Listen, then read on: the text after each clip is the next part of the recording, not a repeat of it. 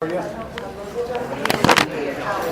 I'd like to welcome everybody to the special meeting of the National Western Center Citizens Advisory Committee. And I'm Liz Adams from CRL Associates, and I'm just going to kick things off and really just turn it over to Jay and Eric and the team to do this placemaking exercise tonight.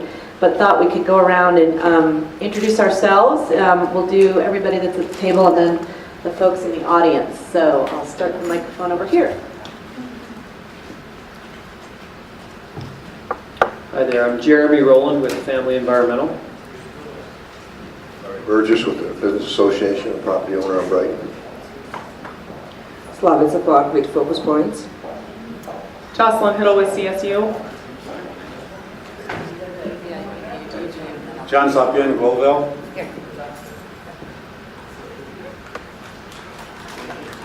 Ann Elizabeth Globeville. Tim Sanders, NWC-CAC. Armando Payan, Globeville.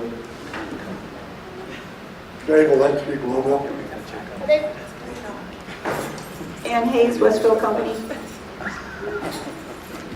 Dennis Ruba, Studio Insight, Placemaking Design Team.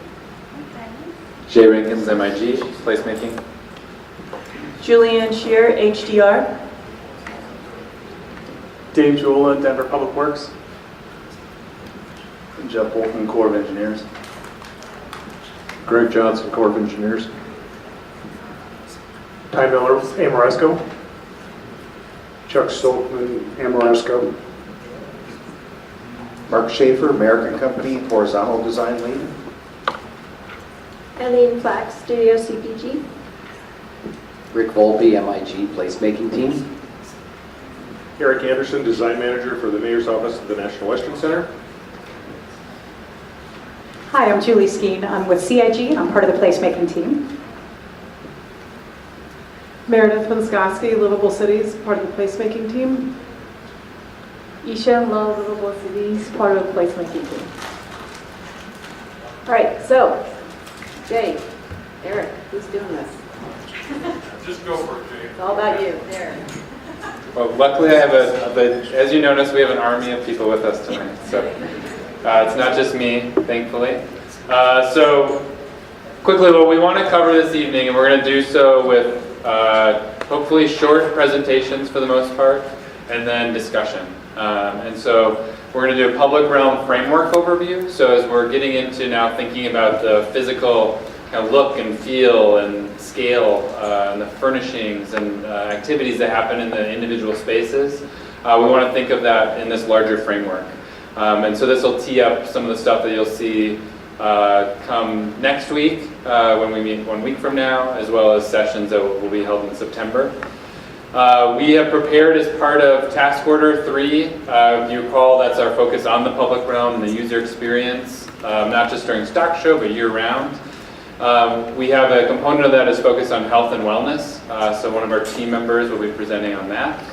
I will then be presenting our riverfront update, which we have some preliminary concepts, a few sort of intentionally divergent design directions and themes to get a conversation going amongst the group. We'll take that input and come up with one or two refined alternatives to bring back and discuss with you all. And then finally, there's a little overview of a questionnaire. So we'll be handing that out tonight. You'll have till no pressure to fill it out while you're here. You'll have till next week to get that, and we'll work with Liz on how to distribute that to other folks as well who are not in attendance with us this evening. So with that, we'll jump in. So I'll ask Dennis Ruba from Studio Insight to come up and provide us with the first portion of our presentation.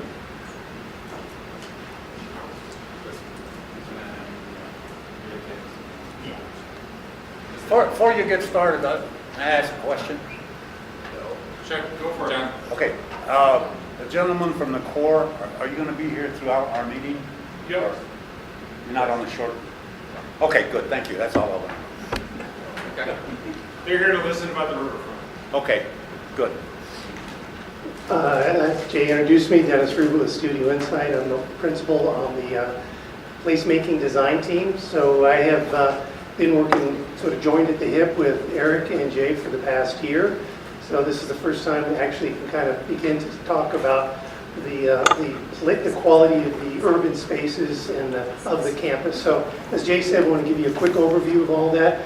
I believe all of you are familiar with the site plan, the rendered site plan on the left, and the approved baseline plan that is on the right as a basis for our conversation. You've also may or may not have been seeing that we've begun to identify programmatic areas for outdoor events and activities. So the drawing on the left begins to describe and scales and program how those spaces may actually function. And then on the right, part of the design exercise is to write character descriptions for each of these 10 zones. It begins to describe what is the quality of each one of these environments. We wanted to share with you just a couple quick snapshots so that you can begin to see how massing and architecture begins to shape the space. So this is looking towards the north, right above the Betty Cram Bridge. You can see the CSU buildings in the foreground. The larger buildings are the two arenas and bar facilities. The building on the far right with the color is the Legacy building that is part of the livestock complex of elements.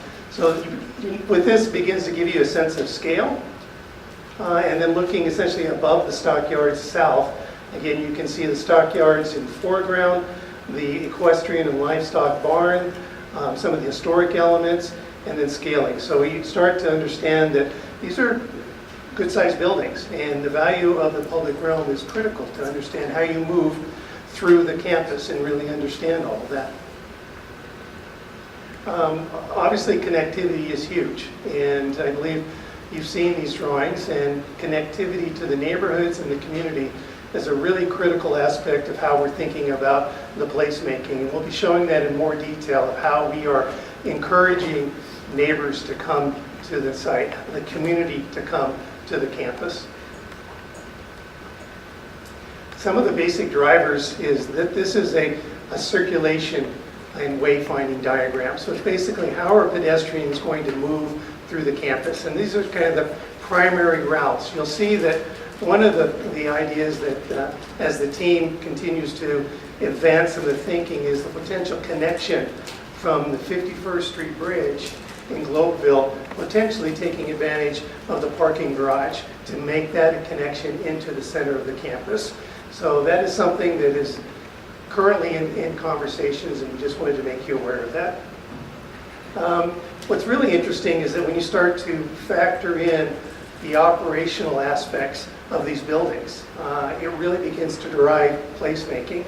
What we're showing here is in all of the blue triangles are the primary entrances to those buildings. And you can see that significant entrance is really happening for the pedestrians off of Betty Cram. That's kind of the symbolic entrance to those facilities. We've also shown all of the tractor trailer move in or load in, load out movement that's required for all these buildings. And so you can begin to see that that's a significant amount of movement that needs to get into those facilities themselves. Excuse me, Yes. you said 51st Street Bridge. I'm sorry. Parking garage. Yes, sir. Where's the parking garage, on the east side or west side? It is going to be below, it will be below the equestrian barn. On the east side of the On the river, east side of National Western Drive.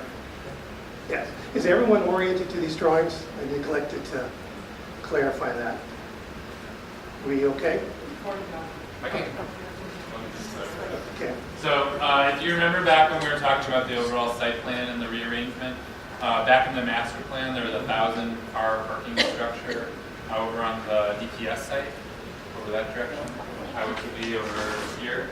And because of the environmental costs and things related to that, we're trying to accommodate 1,000 spaces somewhere on the site. So that's actually below the equestrian barn, and the arenas, and the warm-ups, and under this loading area right here. So in essence, there's a parking garage right here. And then that opens up onto National Western Drive right there. Yeah, come on. I appreciate you all kind of laying this out, but I'm looking at a big picture. Like, how does Adams County Fairground, how does Jefferson County Fairground, none of these sub-pockets, maybe these park.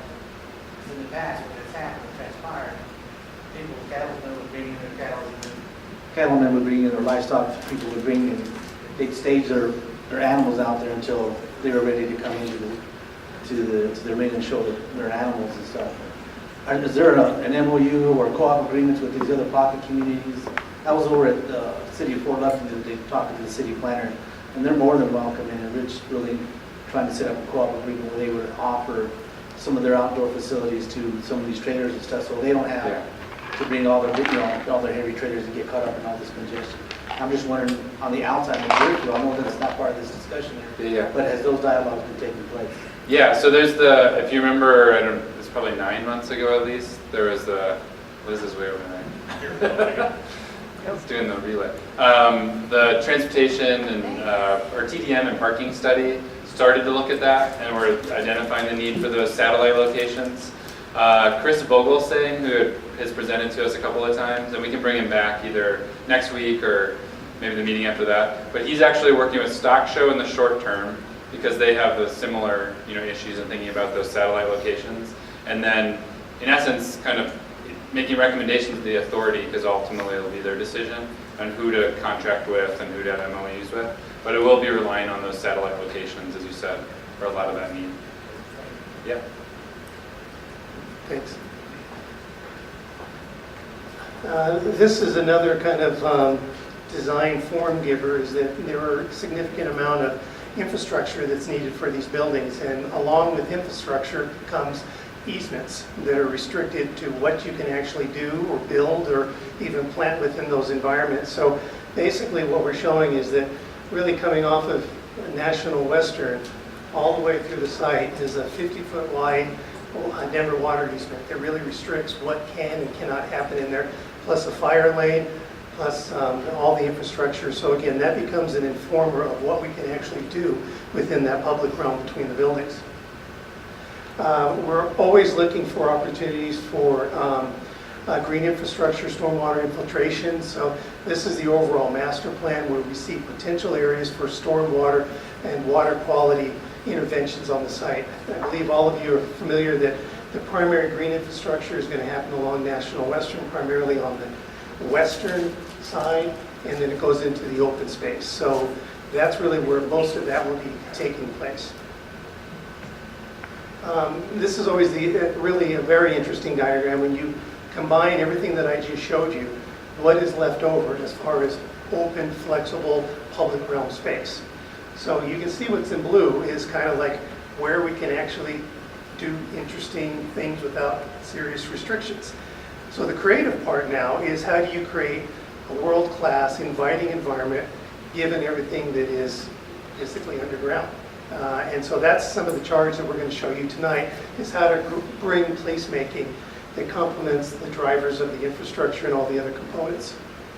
As we said early on, we've begun to identify a hierarchy of spaces. So everything that is in the lighter or darker purple are the event spaces, large event spaces. The green basically starting to identify gathering space, the water quality, as I mentioned, along National Western. There's some operational drivers that are up here, and gateways. So again, it's beginning to understand the systems at play to help inform what those public environments could become.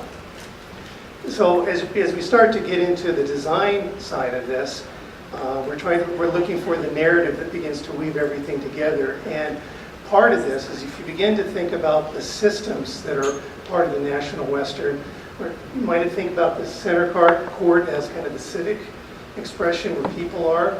You begin to think about the river, the promenade of National Western and the connection. Of course, the railroad that come into the site. And this notion of passage, where we're really trying to emphasize the connectivity of the communities through the campus. And in some ways, have an expression of the open space and the river is part of that identifiable experience as you're moving through the campus. So we're connecting resources around the campus and connecting people. If you then start to create a larger framework, one might be able to say there is this civic district that architecture informs. We have the National Western as a campus. We have the river natural open space along National Western, the junctions where everything kind of converges, and then the links between this. And again, you can begin to see how we might be able to take some of that connectivity from the river back into the site and make those kind of welcoming areas for the public. So how do you take that and again start to inform design? So this is sort of through the lens of a designer, how we're thinking about this. And for the last year, having been working on this, I'm always hearing from the master plan and the community lots of things from city to neighborhood to heritage to geography to education. And so this kind of pinwheel begins to break down those larger aspirations from the master plan. And if we begin to think about how do we converge all these things, as a designer we can't solve every aspect, but maybe we can converge the history of the place, the heritage, the culture, the meaning, the uses, the people, and begin to celebrate that. So part of this challenges narrative is that if you say the convergence of city and neighborhood, it is society. And you begin looking at neighborhood and heritage, sense of place. So we're starting to link those or converge those elements. It's a little bit abstract, but as a designer, it helps to inform what those spaces could be and create a holistic design expression. So with that, one of the things that we've begun to talk about is how can we really respect the heritage and the history and the people of the campus. And if we thought about this as the three links diagram, that basically we say we could have a New West, which would include the kind of the health, the heritage, and the water as the New West, and that could be happening through architecture or design expressions.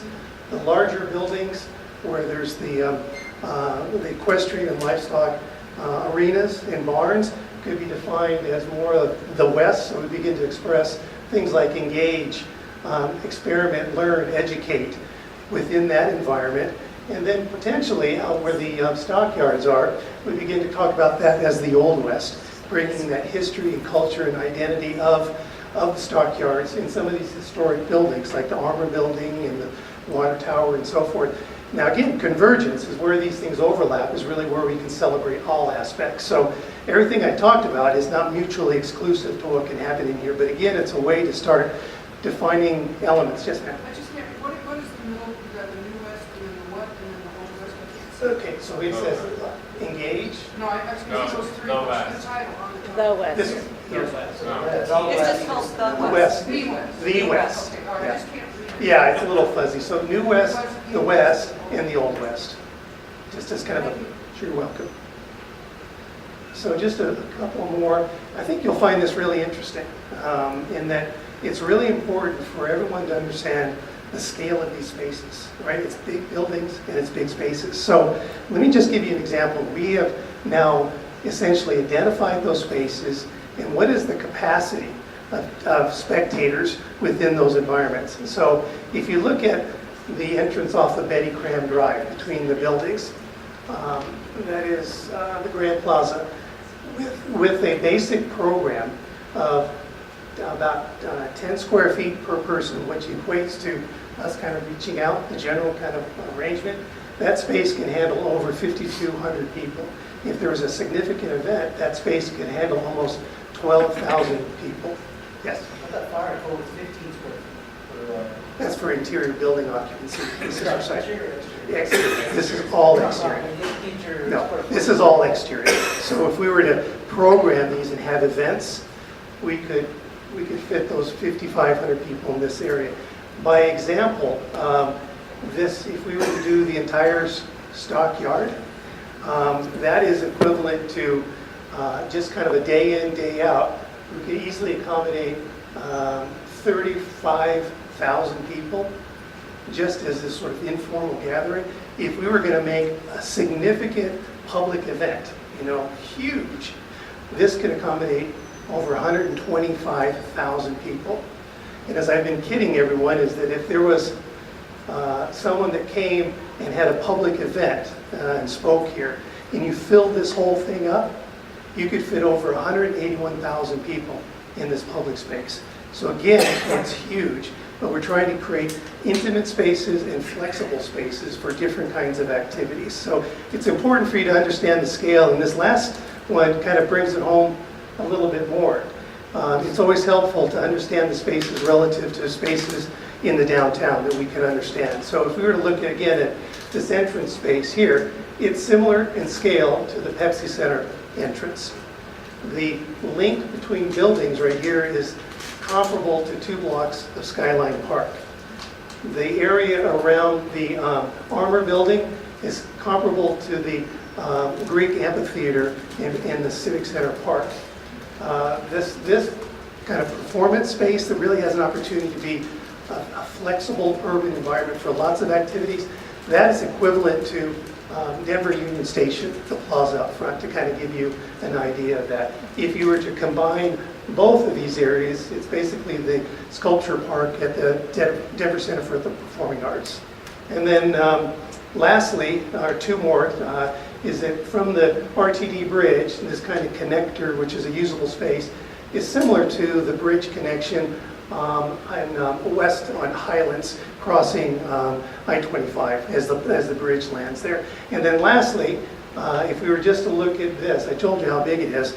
It is equivalent, pretty close to the permanent structures at the Rocky Mountain Flea Market. So big spaces, big spaces. So that's an overview of kind of where we're at, beginning to set a framework for the public realm. Great. Thank you, Dennis. I think this is working. Any questions or comments? Otherwise, we're going to move on to the health and wellness component. Meredith will be presenting for that. But any initial feedback? Again, this is just kind of setting the stage, setting the framework for the design concepts you'll see for specific spaces as we move forward. Yeah. How many events can you do all at once? How many events could you do it all at once? It's really unlimited. Yeah, it depends what kind of Because you could be events. doing indoor and outdoor events as well. And so you wouldn't, like if you were doing something in the arenas, you probably wouldn't want to host an event right here. So there's a little bit of that, but I mean, there's 2 arenas here, an arena here, the barns.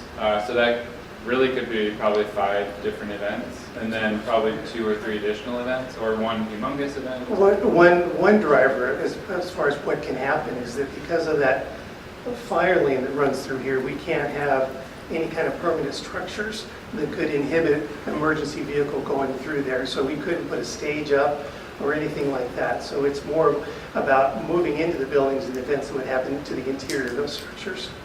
Actually, you just answered my question, Dennis, because you had an exhibit that showed purple, which were the true public spaces that didn't have restrictions. And so those restrictions are setting up permanent, or not permanent, but structures on. But as far as people are concerned, yeah, that one. Yeah.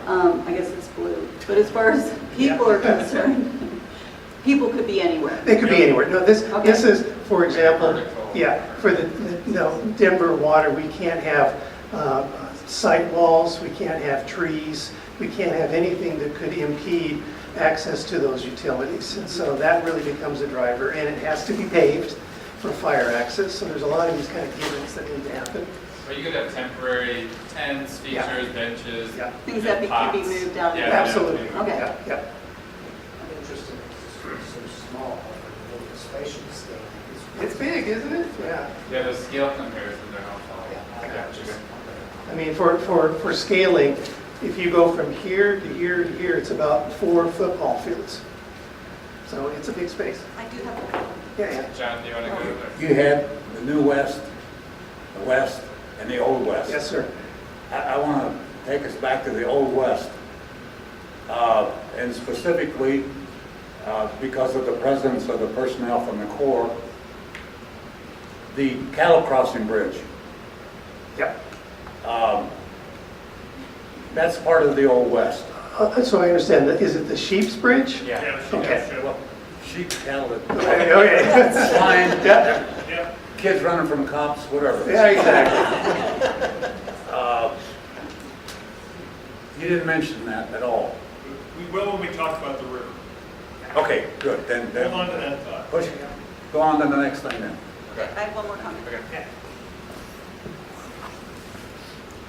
My impression when you lay those out, Dennis, is that what's really nice is that you have a variety of sizes of spaces. So that gives a lot of diversity of the different types of events you can have spread out throughout. So I think that that's a really positive thing, to show them in those different sizes and configurations. Yeah, well, thank you, and that's a really important kind of the procession of spaces Right. and engagement of that. Yeah. Well, I think, yeah, the work that Dennis has led with for our team is breaking that, like if you just look, if this was all one color, and you try to think of all of that as one space, it's overwhelming. I mean, to this idea of the scale. So when you start to think about those individual spaces that add up to the larger public realm, I think that's where we can create something really dynamic and interesting. Yeah. Is this presentation available online, or will it be? It will be, yeah. All of the presentations for the committee are put on the website, so yes. Liz, what website do the presentations get put on? NWC-CAC.com. Great. Yep. Okay, Meredith, you ready? Thank you. It's really starting to get fun now. It's always been fun. Now it's really fun. Great. So just use it now. So I'm Meredith Winskoski with Livable Cities, part of the placemaking team, and one of the things we've been focusing on is the health and wellness public realm study, and so working with the entire team, but really building off of the great work that was done in the master plan, and as you guys know, it was one of the guiding principles from the master plan, to really inspire the healthy and kind of vibrant lifestyles within the overall campus. So we've been working on a study to really look at kind of the specific design elements and how we can start to inform some of this to accomplish some of these goals that were set out before. So I'm going to go through actually just 3 of the previous goals and some strategies that have emerged. It's not comprehensive and we're still in the middle of it, but it kind of gives you guys a sense of where we're taking things.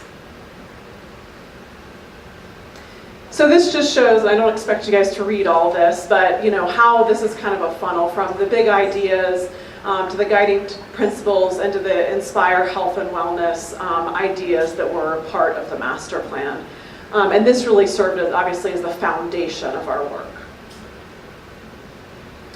So one of the goals in there was to increase availability of healthy, affordable, culturally appropriate food sources year-round, on-site or in partnership with surrounding businesses and organizations. So we really kind of dug into this idea of local food production on the campus, mostly on the campus, surrounding neighborhoods, and thinking about community gardens, vertical gardens, teaching gardens, edible landscapes, and thinking about growing culturally appropriate food.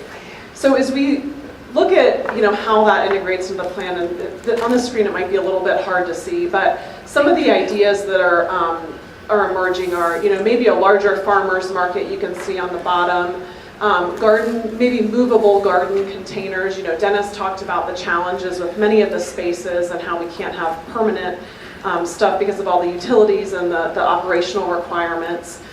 So we've been working through that. The idea of possible vertical gardens, community gardens along the river, thinking about how we incorporate some of these ideas around the entire campus. I understand your concept right there, but how does that fit into the 1909 building, the International Food Court? I mean, that kind of sets the premise or the parameters for that. I mean, that to me seems like it should go concert or hand in hand with the 1909 building, the International Food Court that's currently assessed. They would all work together, Armando. I mean, that's the intent. We're not taking one from the other.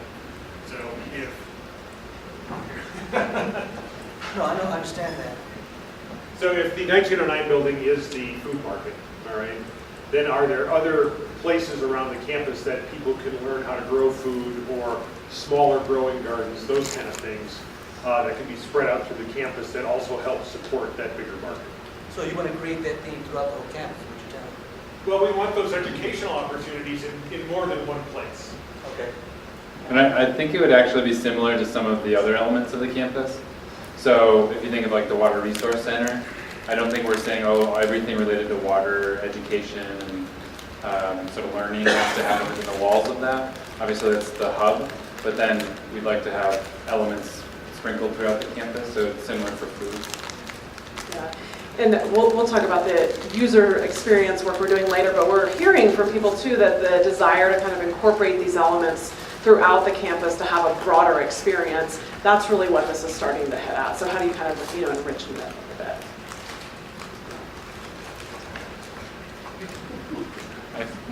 I respect your job in Would this you meeting. like me to take over for you, Jay? I was just As a delegating a follow-up to little bit. Armando's concern, I think it's very important and crucial because of our rooftop, green top ordinance. If we can, National Center can gain some flexibility by providing other green spots and other spots around gardens and whatever, other than the rooftop. So that it would be a plus for future development on the entire campus. And I think that's why it's crucially important. Yeah, that's a great comment. Thanks.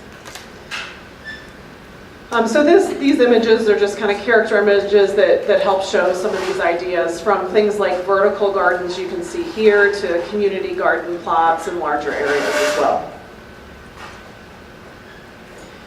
One of the other goals was about multimodal transportation and the connections, really thinking about the transit stops, neighborhoods, and connecting people to the site and within and around the site. Some of the strategies we've been working on and with the broader team is thinking about the location of some of these bus stops and making sure they're a good location, they're accessible for all, thinking about protecting them from weather and all those things so that they're heavily utilized. And also bicycle parking. This is not a site that people bike to a lot today, so how can we really encourage that and provide those bike racks in the best locations, and also the connections that were spoken to earlier.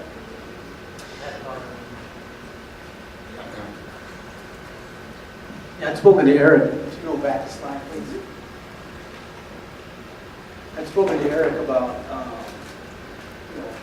driverless cars, cars that are programmable and stuff. I don't see that either.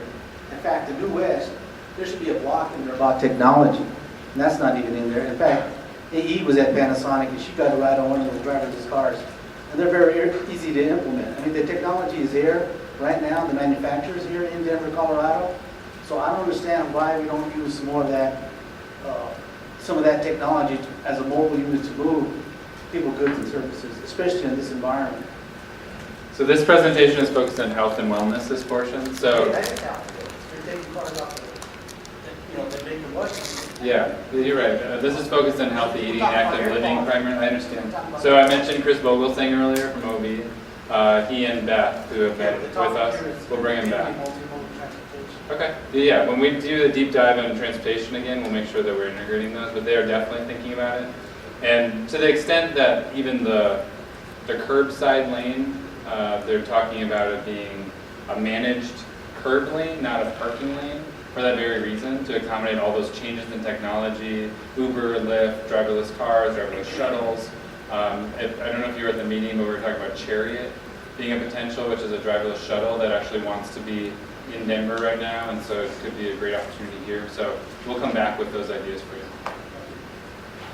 Along those lines,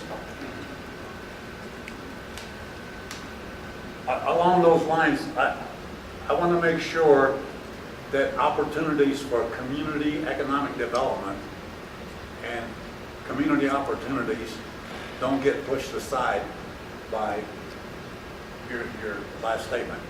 It's good to have, the latest technology by some big company moving in and doing it. But people in our neighborhood, we want some of that action. We need to have it for this to be a success. That was a promise made when this first got started, and we're going to make sure that it does happen. So it's got to be done, and we're going to pound it as much as we can. Thank you. Yeah, thank you, John. So I think Meredith has 2 more examples, so let's get through those and then we can pause for discussion and questions again. Yeah, and so this map just here shows kind of with those Bs where, you know, potential bus stops could be located and some ideas around mobility hubs. Let me just go to this last one. That shows some pictures of kind of bike storage mobility hubs. But again, because this is really about how do we integrate health and wellness and how do we inspire that in the campus. Another goal is, you know, designing the site for extensive active use. So biking, recreation, walking, how do we get people moving and healthy around the site into the neighborhoods? So we've been looking at, you know, the integration of kind of smaller recreational you know, facilities or features throughout the public realm, so in the park and the plazas. Also thinking about making sure it's multi-generational, so we're accommodating kids and all ages. And then, you know, specifically we are looking at kind of some children's play areas as well. So this map shows with those kind of reddish dots some key locations that could be utilized for that play. But also the idea of you know, creating loops and connecting to the other surrounding open spaces and into the neighborhoods that could be done through signage and other ways to really get people moving around. So as I said, this, and again, of course, some character images of thinking about what that could be. These are just, I think, 3 of about 7 of the goals, if I'm right. And we've been developing, you know, strategies for all of them. And I just brought those 3 to you guys tonight. I believe you'll be seeing a draft of this material in the future. So just wanted to show you guys that tonight. Any other questions? Great, thanks. Oh, so we got one. When do we like have open discussion? I don't know this. We have another presentation. Yeah, there's a river presentation, but if you want to. Maybe I should interject something. Okay. Yeah, if it's about this, that'd be great. Okay, so I'm just going to say this not knowing exactly where the boundaries are. This is all very physical to me, which I appreciate. But more and more it's being realized by educators that are studying how learning happens that free-form play is an all-ages stimulant to creativity, innovation, health in all arenas. And to me, the essential unifying factor of this project has a lot to do with a feel that is very Renaissance. And so I don't know how to approach it, except for I really don't want to be real mechanical about providing just, you know, there's a lot of ways to create interactive environments that are hands-on and et cetera. So I just want to pose that as a spotlight when we go into this. It's constructivist learning. I don't feel like it's encompassed so much in the term experiential learning, but that's often used. I don't think it's synonymous. It's informal learning, and a lot of it has to do with problem solving.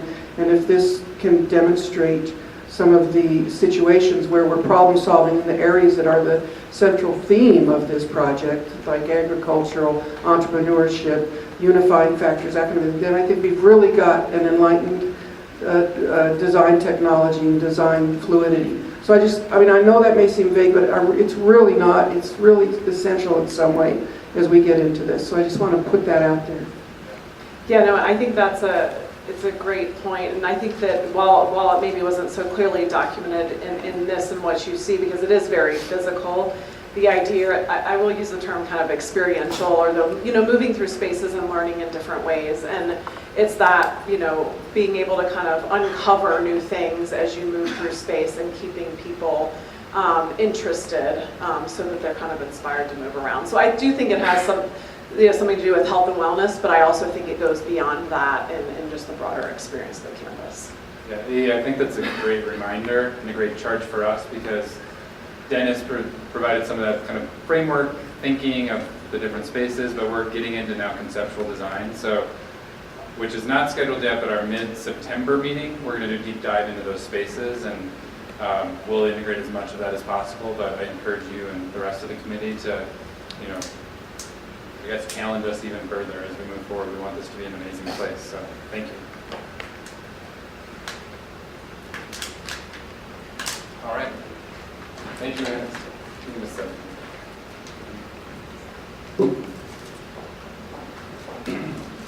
Okay, so the last kind of piece of the presentation, I know there's one more on there, but it's really just like a couple slide intro to the questionnaire that you'll be receiving. So our last piece is on the riverfront. So a quick overview of what we're going to cover. Most of you were actually involved in these neighborhood plans, and so we're going to hit neighborhood vision. I'm sure there's a lot more that you could add nuance-wise from the documents themselves. We did a deep dive into that. We've been working with CPD as well, who are helping us kind of understand some of the intents of those, but there's nuance that I'm sure you'll be able to add as well. The foundation and the master plan, importantly, as we always want to be looking back as our guiding document. The river corridor and the park context. So I think it's really important. We heard it actually at our community meetings that we had earlier this year, and we'll be doing another one here at some point. But you know that this is not it's not a place in isolation, right? Like there's a neighborhood context, there's existing parks and open space, there's plans for parks and open space. So are we considering what else is available nearby? What else we can tie to that we're not replicating certain elements? So we've talked about that a little bit in the public space programming previously, but you'll see that specifically related to the riverfront here. Implementation opportunities, constraints, and then finally some initial programming and preliminary concepts. So in the Globeville neighborhood plan, when we were looking at parks and open space, this was the kind of envisioned network here. So what you can see, take a step back, is this is phase 1 and 2 kind of in this location. So when the plan was being done, it was not envisioned really that there's this riverfront open space. But the connection you can see is very strong to what's happening on the west side with the path here, what's happening in Carpio Sanguinetti, kind of the Heron Pond area, Argus Park is nearby. And one of the important takeaways was the connectivity. So Mickey's not here tonight, so I'll say it. We can't forget about the connectivity to the neighborhoods and connecting these spaces to each other, to the people who are nearby. So that's a really important element that we're trying to integrate. And looking at that plan, one of the major pieces was embracing the South Platte River. So looking at a waterfront destination, and what would that perhaps look like? Creating an activated waterfront plaza. So can it be a place that is programmable? Yeah. Now, the other night we had a meeting about the South Carfield, Sanguinetti Park, and Heron Pond. And here we're having health and wellness and everything. Is the National Western, or are you guys gonna look into cleaning up Heron Pond? I mean, people from here are gonna fall, they're gonna wind up over at Heron Pond. We have this gentleman from the Army Corps would like to hear something, because we feel like this is going to be a part of this. You could ask John, I think. What do you think, John? I mean, it's a damn mess. I don't know, Gretchen, you want to respond to that? Actually, Tim and I can start, and then I'll ask Tim to jump in. Thanks. And I apologize for being late. I was leaving the web building, and it's really hard to get here in traffic, as you all know. So the city is talking, and it's with the Parks Department and Public Works, particularly wastewater, and the NWC-CAC are looking at that entire section of green space that needs to be redeveloped. That's both Carpio Sanguinetti Park and Heron Pond. So the city is looking at now when and how to bring the dollars forward to do the improvements pretty seriously. now, Anything you want to add? Go ahead. the whole thing, Sanguinetti Park and Heron Pond, that's all one, right? It's It's I don't not. have a microphone. As it's being planned, yes, it's It'll being be planned. all one. Okay, now, we know that Heron Pond is contaminated. We know that. Now, when they done Confluence Park down there with Shoemaker Plaza, they stuck a shovel in the ground and found coal tar from the old coal-fired power plant. And they said, once you do that, it has to be cleaned up. You cannot move until you clean it up. So are we gonna do this? Are we gonna clean this up before we even start to develop the parks and things like that? I mean, I think we should. Yeah, I think those are excellent points, and John and I happened to talk about that just before the meeting started. To answer your question directly, yes, we've got cleanup planned first. We're half afraid to put a shovel in the ground because of what we're going to find, but we know we're going to find contamination. So between Parks and NWC-CAC, we've committed $2 million each of our CIP funding to start looking at what the remediation is going to be and how we're going to go about doing that. We're also working with Denver Sewer, Denver Water on how we can fund that, because we can actually create a capital stack using Denver Sewer and their resources through Public Works better than those that we've got ourselves. But the first step is to look at it, study it, understand exactly what's there before we do anything, remediate that, and then start to move to where the plan wants to be. And there have been a lot of discussions with the community about what that can be, and some models. So we've got some design concepts, including how that ties to National Western and even equestrian access and those sorts of things. But be getting ahead of myself if we started talking about those before we understood what the contamination was going to be. There's two things we have to deal with. We have to deal with the reality of the situation that exists there today. How it came about, we know. We experienced that. The whole Sarko fiasco. The other thing is the political atmosphere. Tim and I talked to him. As a result of that meeting the other night, Dave, and we haven't got there yet, but we're going to get started on it.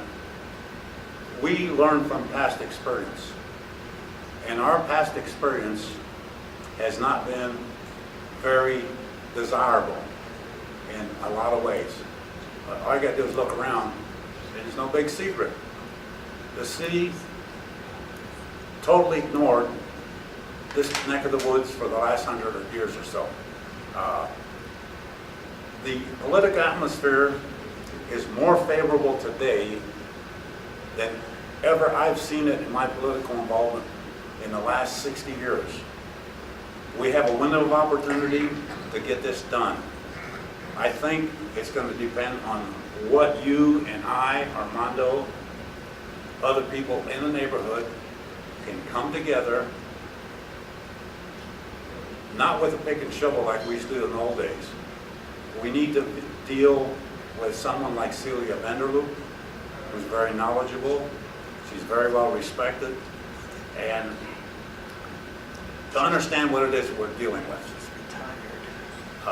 It will be done because we enjoy the very favorable political atmosphere now. How long that's going to last, I don't know. But based on our past experience, we've only gotten this far because of our involvement. And we'll continue to do that. We'll tap into the resources that are available, and they're here. And it will be done. It may not be done to our liking, but as long as the end result overall is favorable for the health and welfare of the communities and the businesses around, what else can we wish for and hope for? We'll be working on something very quickly here, but we need to get the technical expertise and follow the advice of what and how it can be done. Yeah, related to that, coming out of the, I guess it was about a year of the steering committee meeting on the plan for this park. One of the statements that was said repeatedly from within the neighborhood constituency at these was, let's not think about the money first, even though we really do have to become realistic. But in trying to clean up Heron Pond, for example, starting with the science and what's there, exactly.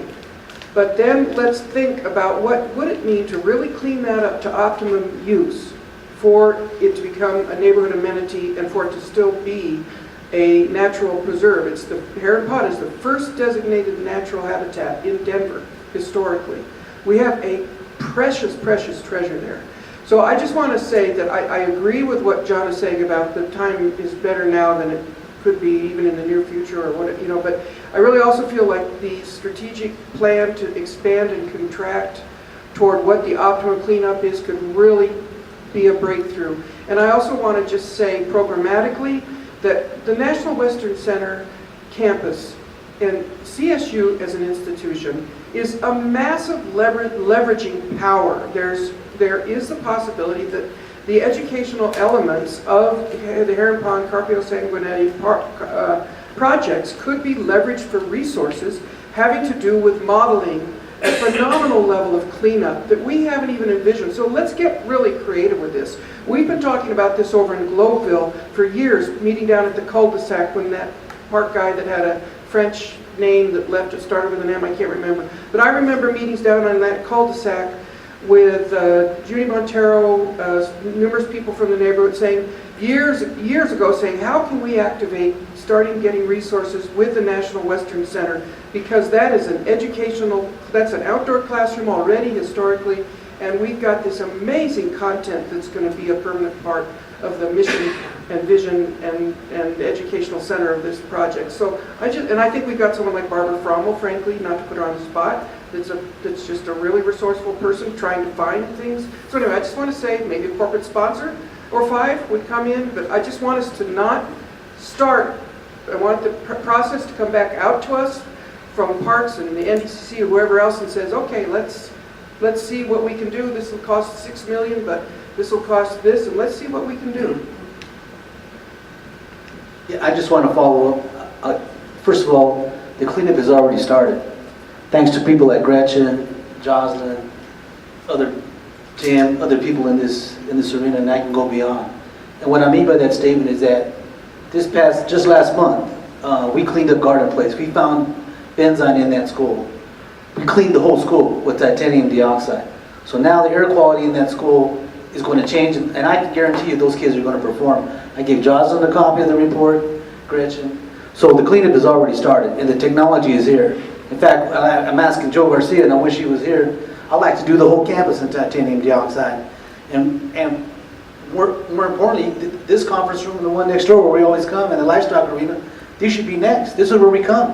Why wouldn't we want to breathe the best air that we have available to us? It's our natural, it's in us.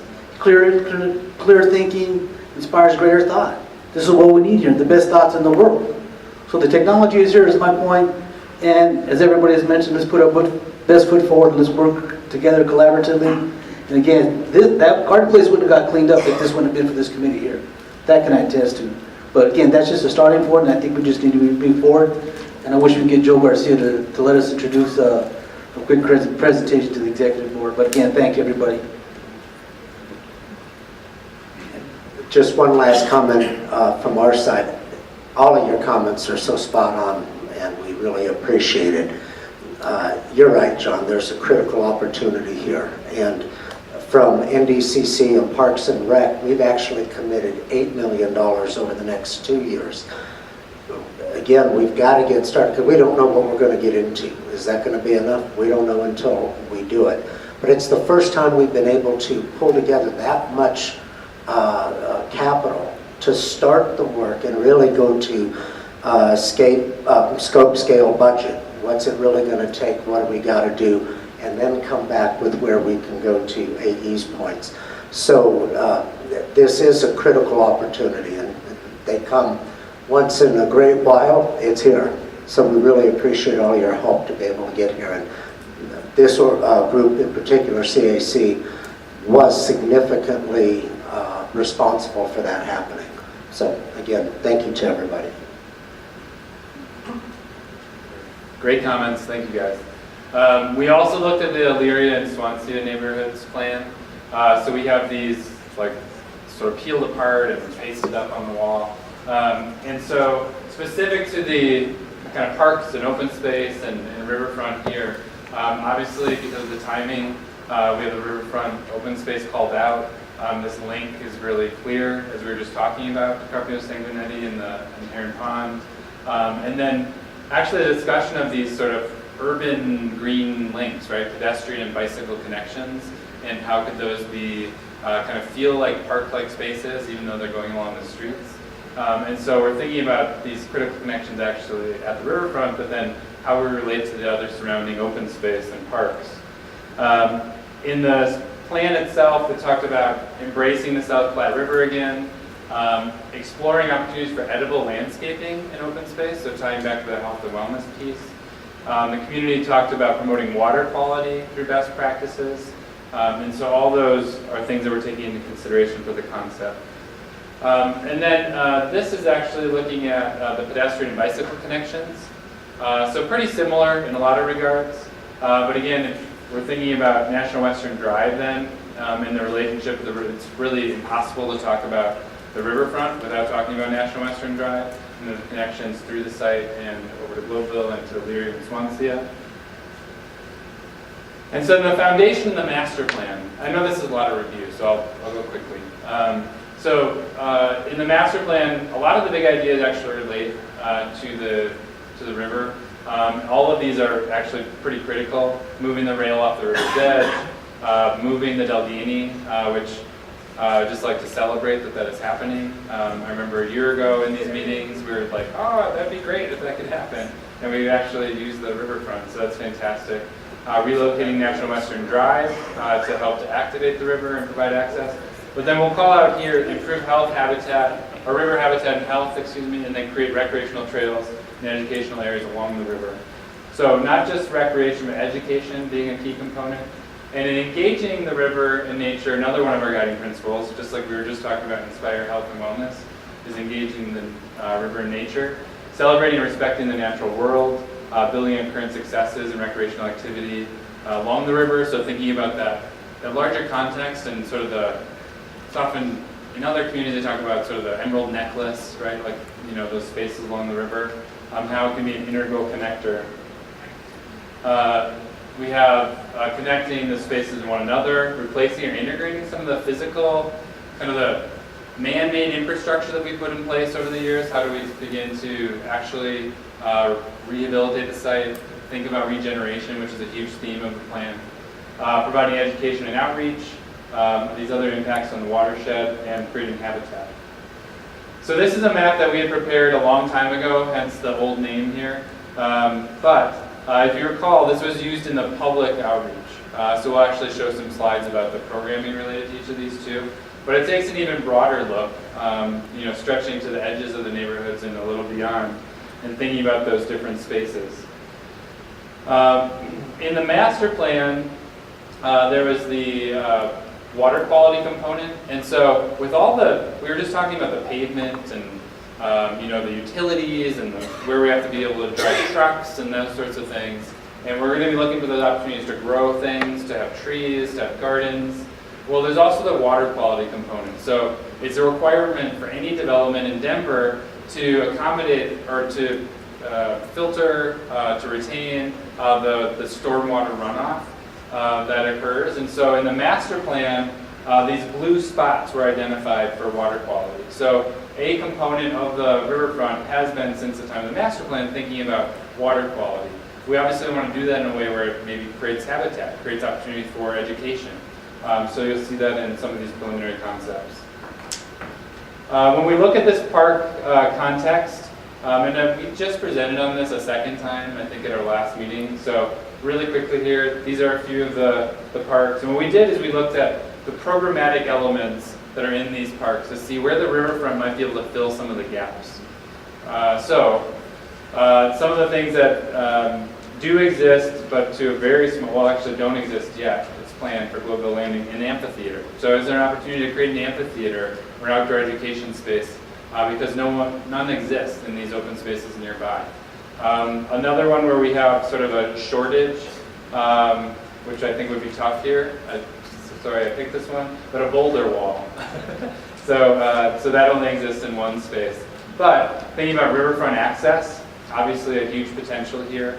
Another one that doesn't exist to any great extent today is the water quality component, and I think an outdoor education space. Jay, yeah. You say Elyria Park is the only one that's riverfront access. In what sense does it have riverfront? Where you can actually get into the river of these spaces that are around there. So it's where you From could actually Elyria? do like a put-in of some From sort. Elyria Park? Don't you mean Global Landing? Is it? Global Landing. I think I So the yeah, check's if I in say Elyria Park, I apologize. No, the check is in the wrong place. Global Landing had riverfront access. It says, if I'm, no, wait, I'm reading 4. Riverfront access. I'm sorry, it's, Oh, right. I think it is in the wrong one. Yep. Good No, call. 3. It's right, they just The left It doesn't is. line up with 1 through 6 on That's the the right. problem. okay, that's okay. Oh, the That's all numbers, right. you gotta use the key. That's a really silly way to do this slide. I agree. I don't know, and sorry. No, that's very confusing actually. Yeah. One other thing in a forward-looking way, we may want to add what the cover is going to be with Central 70 that adds certain aspects of these areas. There's an amphitheater in that, by example. Some other things that will be available to the community through there. Yeah, that's a great point. Thank you, Tim. And then, oh yeah, sorry, Dave. I just, without getting into any of the controversy, I appreciate that, we want to have the covers and amenity, but I feel like there's a character and a quality of distinctly different substantive depth with the park systems in the neighborhoods. And I would like to keep the integrity of that sensation and say that the cover's an additional element, but it's a fundamentally, almost spiritually different type of thing. So I want to put a stop sign on that. A stop sign. A stop light on a stop. See, look at that. It's a very different feel for me going across the cover versus walking in these parks. And I just want to feel that and have that. And one concept I want to put on the amenities, if you could go back just a, I wish we could, even at this stage, think of the park systems as having a treasure hunt possibilities, where there's an interweave of the learning landscapes possibilities that can be brought over from the work that's being done with Garden Place, and that we can have an extended, immersive, constructivist, educational experience in 360 degrees and 20 dimensions by activating our Garden of Eden through these parks. So I just want to get past the strictly functional, categorical patchwork quilt things from the very beginning and just throw that out as part of the creative process. Yeah, Tim, I want to second, let's not bring in the cover as a park right now. First of all, it's 4 years out, and whether it ever even gets built isn't the whole question. And I think it's a real sore spot in the community to call playing on top of a highway a park. So let's just, maybe you brought it up, so I second what Anne Elizabeth suggested about that. And that's fine, I'll go with the will of the group. I was looking at what was available to the community, what will be there, those are assets that are there. We're planning on connecting those along with the connectivity of all the parks. If you'd like to keep that separate, I no just worries. don't see it We can being do that. counted here. That's fine. I think. No, that's, I appreciate that, so that's fine. Okay, and then one last reminder before we get into new content. At our first public meeting of this year, obviously many more related to National Western, but of this year, we talked about the community uses in the Riverfront program, if you remember. So some of those materials we were just showing were from that meeting, where we had these, called out the different parks and just kind of showed them relative to each other and the scale and the programming elements. And we asked people what they thought was most important then, given that, kind of the constellation of things that's out there, what's important for the riverfront to include. So people talked about riverfront access. They wanted to actually be able to get to the water and access the water. Visual, yes, but a lot of people are saying we love a place where you could actually, put in or touch the water, interact with the river. Picnic areas, outdoor classrooms, trails, food, drink, and coffee. And these are kind of in the order of priority that we heard. So it's a little arbitrary that the box is drawn there. You could just as easily draw it here. So other things would be trailhead, observation deck, interpretive signage, and waterfalling. So some implementation opportunities and constraints. So this was the rendered, or this is the rendered site plan. When we're looking at the riverfront here. So one of the things that we're looking at is the water quality piece. And again, we want to use it as an opportunity, of course, but it does create some interesting topography on the riverfront. So we have this kind of shown in two ways. First, you'll see it in color, and then we have showing the floodplain as well in a black and white version. So section 1 is down here. So this is Betty Cram coming across. This is the animal health site for CSU. The large equestrian arena, small equestrian arena. So it's right at this corner of kind of the bend in National Western Drive, the corner of the small equestrian arena, is this first section up on the top. So National Western Drive would be up here. We'll have water quality, kind of bioswale types of features along a large, wide, multi-use pathway along the river.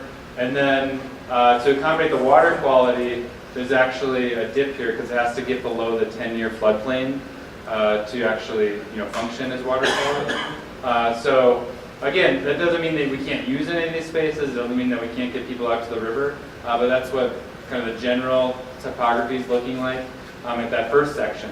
Section 2 is a little further up. We're just past the arenas, or just getting past the arenas, and this would be an outdoor warm-up space for the equestrian facility, and then the equestrian barn here. So it's right in this location. So here we have a little more gradual topography, and in part that's because of what's the National Western Drive is actually dipping down a bit here. So you don't have as far to get down to the riverfront. So this is pretty gradual, actually. The people are right here, so they're pretty small. And then 3 would be way up here. It's just north of the 51st Avenue Bridge. You're not quite past the equestrian arena yet, and that's this section down at the bottom. Jay, on that one, can you explain why the mound next to the river? What was his question? Yeah. Why is there a mound next to the river here?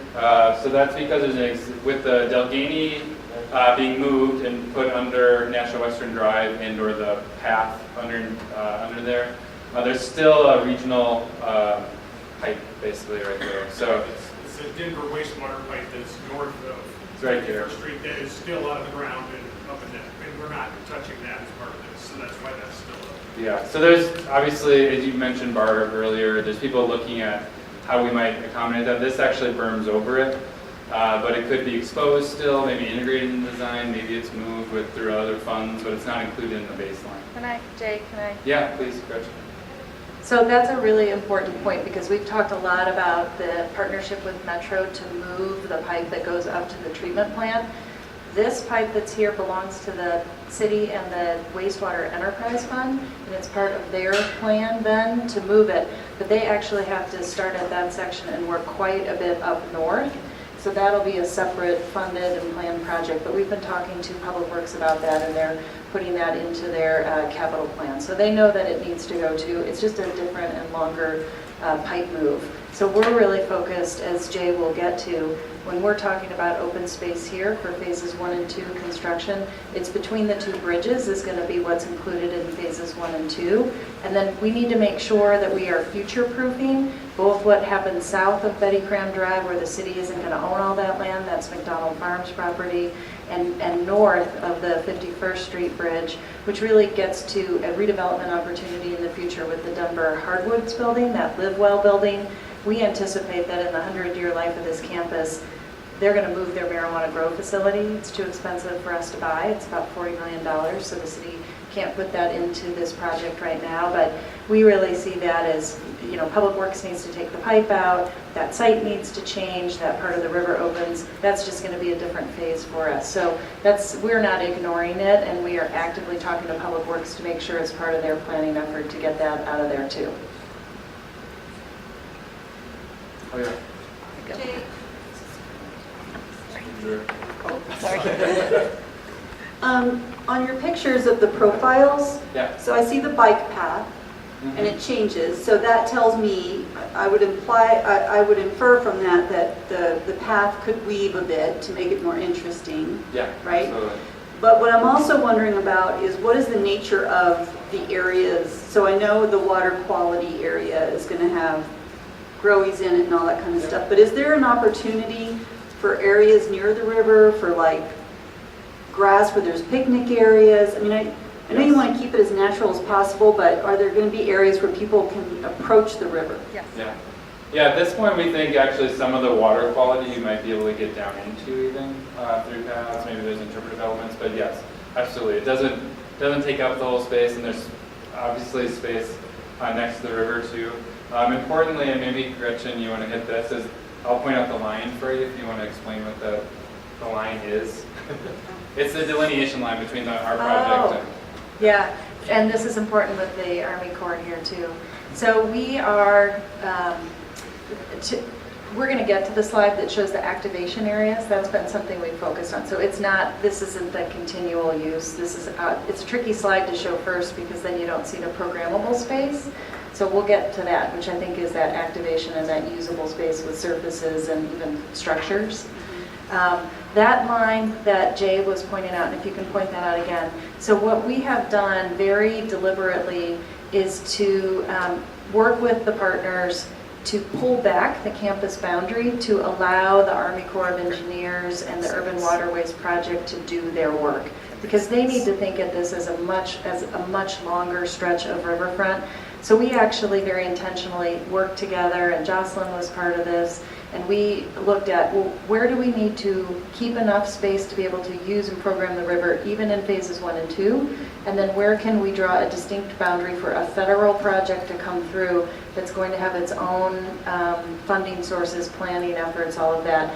And then what we are looking ahead to is making it a seamless integration between the two. So we're showing interim conditions that will allow folks to get to the river, but there's going to be a project behind us then that finishes that.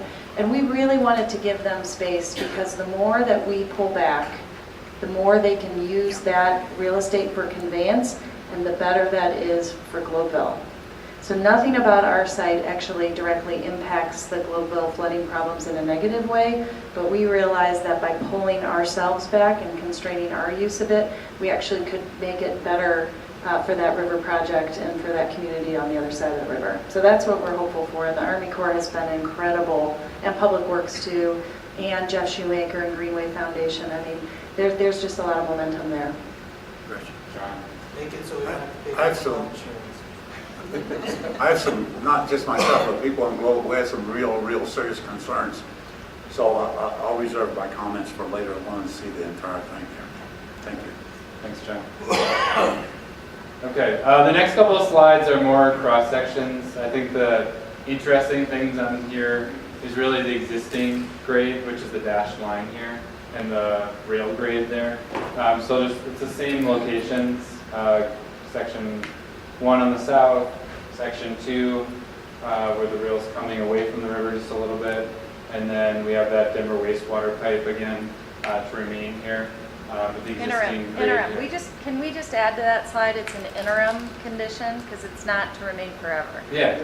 We can, yes, we'll add a note to that. Yeah, thank you, Jay. Yeah. Okay, so then this is really talking about the Army Corps project, the federal project, and the drainage ways here. And so we incorporated those different concepts, which are very preliminary. They're doing some outreach right now, but into our work to, again, it's more micro context, I guess. It's not the same as looking at all the neighborhoods and all the different parks, but obviously we need to know what's going to be happening right next to us. So we're trying to coordinate as much as possible through the preliminary design efforts, and that'll continue as Merrick and others take this further. So the refined programming and preliminary concepts. So this is the juicy part. So as Gretchen said, we're really trying to focus on looking at those really programmable kind of active spaces where you could do things like have an active gathering space on the riverfront, which matches the Globeville neighborhood plan, where you can create a riverfront destination like is talked about in the master plan. And so the green boxes on here, I think it has a 6 on it, which isn't that important, but those are the general kind of locations of the water quality zones. Depending on the depth of those, depending on the plantings within those, a lot of different factors, those can change in size, change in shape. But generally what we're trying to do is, instead of concentrate all in one area, is break up those water quality areas so that then we have a resulting kind of programmable space. And again, just because it's shown with a 6 and in this color doesn't mean you can't get to that, through that, over it. So there are still, I think, ample opportunities, which we'll get to in a second. Down here, when we were doing the initial site master planning effort over the winter with you all, and thinking about the preliminary grading, we actually thought that because of the refocus on Betty Cram Drive and the CSU facilities being there, the Legacy building being there, this major east-west neighborhood connection, that if we were going to have a place where we could do something like maybe it's an outdoor educational facility, maybe it's a coffee shop, maybe it's a restaurant, maybe it's the launching off point for the the experience across all the different parks that AE was talking about. So this would be that area because it's right along Betty Cram Drive with that access with National Western and Betty Cram. Yeah, So sure. just, Jay, how does the water get to these areas? Is it like a system of either hard piping or culverts under Yeah, some of it will be National natural Western drainage, Drive? but there's also hard piping. Okay, and there's an outfall on the outside. Okay, just trying to understand the gravity. Well, where's our cattle bridge here? It is right here. Okay, that's what I thought. And it's staying there, right? Yeah, I only called out one thing so far. So yes, that is I think out here we do have labeled as sheep bridge, but I'm happy to call it the cattle bridge. Okay, so then we have the programmable spaces, which, so we said this guy here, but then there's also outdoor programmable spaces. So there'd be everything kind of around this, but then the larger concentrations would be here, here, here, and then eventually, hopefully, here as well, depending on how this would redevelop and when the pipe moves. So that's just the context to understand the space we're working with. Jay, sorry. Yeah, Gretchen, go ahead. Jay's going to let me keep interrupting him, thanks. Please. I just wanted to go back to the fact that that shows the minimum amount of programmable space. From there, we start to work within those areas, and I think we get bigger from there. But we wanted to be pretty candid with you all that we do have to continue from the master plan to now that there will be some water quality features in there. I am hopeful with our team and our discussions that we actually, those become smaller and the programmable spaces become larger. This would be sort of our worst case scenario at this point, but it does still demonstrate that we're able to activate the space, because if this isn't an active space, then it's going to be active in other ways. And we've been talking with the Greenway Foundation, and as an example, what would it take to get the kids from their spree summer camps up here? What kind of space do they need to use? What does CSU want to use for outdoor learning here and pavilion structures? So making sure that we've got that covered, and I think we do as a base case, but I'm hopeful that it gets better from here too. Yeah, that's a great point. I think, and then I guess another thing that just put a point on that, Gretchen's point, is we're looking at the riverfront in isolation right here. Obviously, water quality we want to integrate across the entire site. So the more we can do that, the more we can do in the public rights of way along the streets, the more we can do in the public spaces throughout the campus. Although we just identify that it's pretty constrained when you get kind of deep into campus where you're doing a lot of loading and unloading trucks. But there's still opportunities. So the more that we can achieve, then the more programmable active space we get on the riverfront. So this is just harkening back to actually I think it was our second community meeting, where we were talking about the stories that we wanted to tell. And what were some of the things that rose to the top. So we actually presented many of those. For those of you who were present, you remember, and then we collected more from the community. But the things when we asked folks what were the important stories regarding this specific geography, the riverfront, the river, I think not too surprisingly. The Native American history of the site was something that people thought that this would be an appropriate place to weave in that story. Industry, which I guess once I thought about it, I wasn't very shocked, but I was surprised that people were sort of relating to that. But I mean, it provided a lot of jobs, and even if you look at the waterfront or the riverfront right now, that's largely the use on the riverfront today. So there are ways to sort of respond to that, interpret that, integrate that. So not that people were saying, hey, we should reserve the riverfront for a new factory. They were saying, are there artifacts that we can integrate? Are there stories that we can tell on the riverfront about the industrial past of this area? And then this idea of convergence again, which just keeps re-emerging through all of our work. And so this idea of the convergence of urban and rural, production and consumption, new and old, the city and the West. So I'm going to zoom in on this. This is a tough one, but this is an internal kind of working document thinking about the potential program space. So I'll go back. Disoriented, this is National Western Drive again. Here's Betty Cram, 51st. I'm going to zoom in on the top half of this.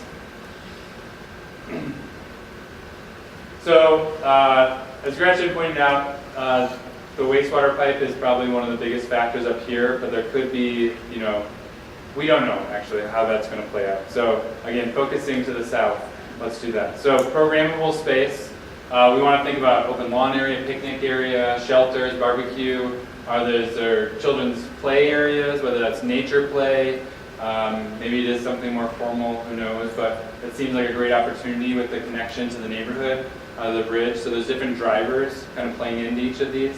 There's a water quality component, the riverfront area, and the work that will be done to sort of bring in the native vegetation, making sure that there's not too much kind of friction along the river, but making that accessible. Looking at the trail areas, and so we think that's it's one of the things that rose to the top amongst the community and in the master plan for the riverfront was this kind of linear trail experience. And so, can we create more of that? Meredith was talking about loops, and are there opportunities for loops? Are there opportunities for multiple ways to experience the riverfront? So it's not just you always take the same path, you always have the same experience. You could actually experience it differently. Maybe there's a path that focuses on food. Maybe there's one that focuses on those interpretive elements about the history of the site and the neighborhood. Maybe that overlaps. And then thinking about the multi-use walk and bikeway right along, I think it appears in this next one here. Yep. Along National Western Drive and how we interact with that. Another programmable space, we think really showcasing the cattle bridge. And so using that as a key feature that we're highlighting, that we interpret, that we showcase. I didn't hear that. What'd you say? So we want to showcase the cattle bridge. Create a great community programmable space right at that point along the riverfront. And then again, this programmable space to the south. And we think that could have, again, activation with a restaurant or cafe. Or someone suggested, I think it might have been Barb Frommel actually, said a brew house that brews coffee in the morning and beer in the evening. Well, she has a problem. But perhaps this is an area where you can put into the river and there's a kind of outdoor space. So, Before you leave the yeah. Okay, I just, Yeah. Oh, wait, here you go. So I just want to note, and it's a little easier to see the slide before this, if you can back up just real quick.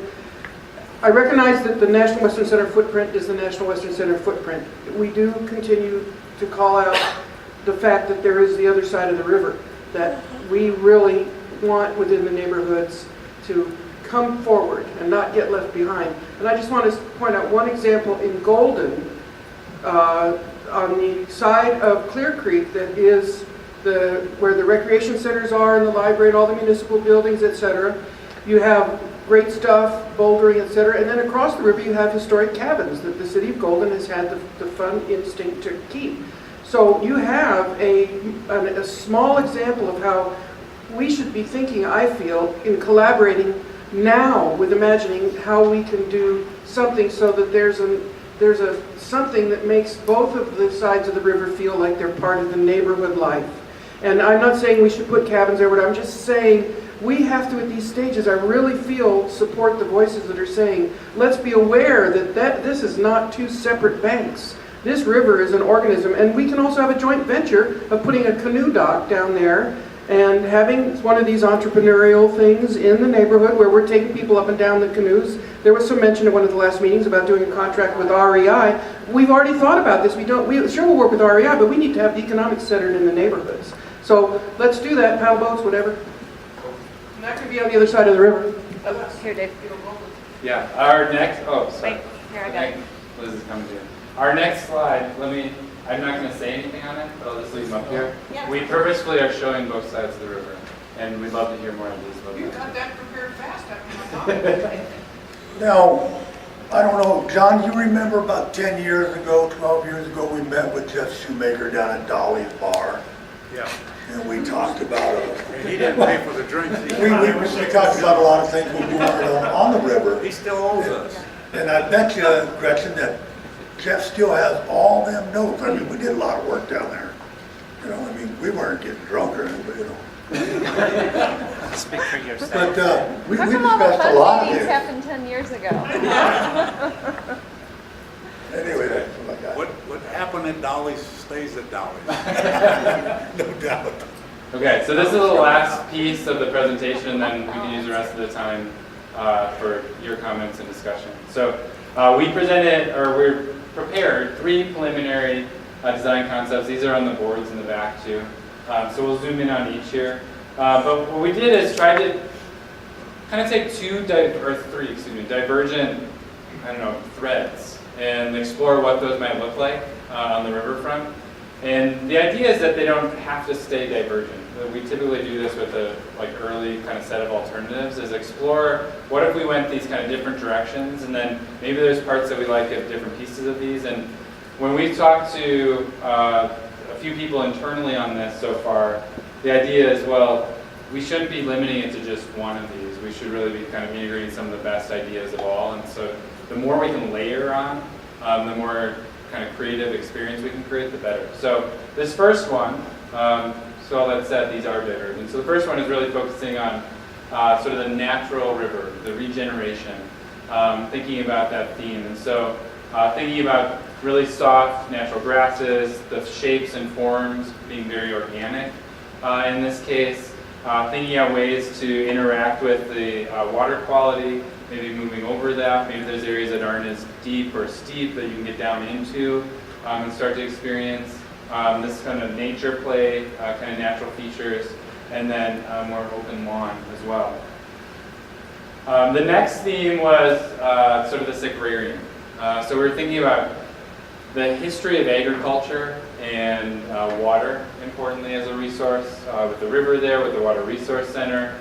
And so here we begin to take on some more of those almost like container shapes, thinking about growing food, obviously the equestrian sort of adjacency and growing to that. The idea of growing food right on the riverfront, so whether that's in trees or gardens or the shrubs that we're actually bearing fruit that we're harvesting, and that maybe it's actually we're growing food within the riverfront open space. There's opportunities to learn about that, interact with that, get your hands dirty, and then those foods are used in a cafe space, down near Betty Cram Drive.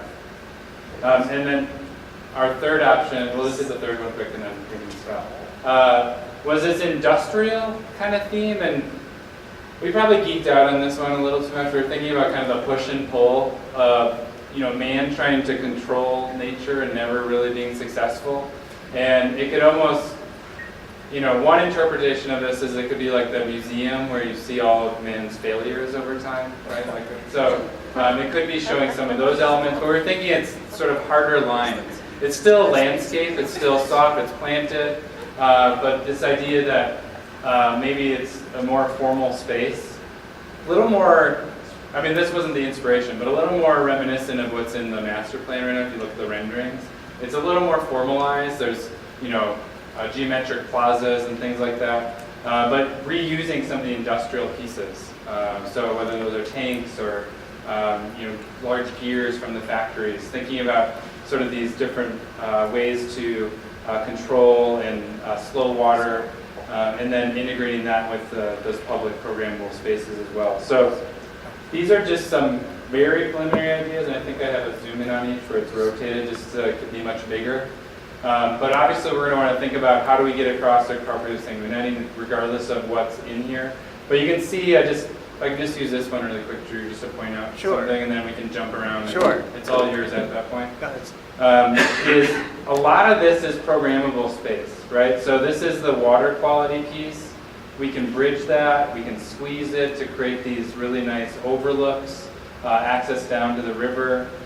We have programmable space here. So while the largest concentrations are at Betty Cram, the Sheep Bridge, and then up towards 51st Street Bridge, there's a lot of programmable space in here, and you'll be able to see it on the posters too when we're done. So Drew, go ahead. Oh, I was just going to say, I like the three concepts, and I think they could work together.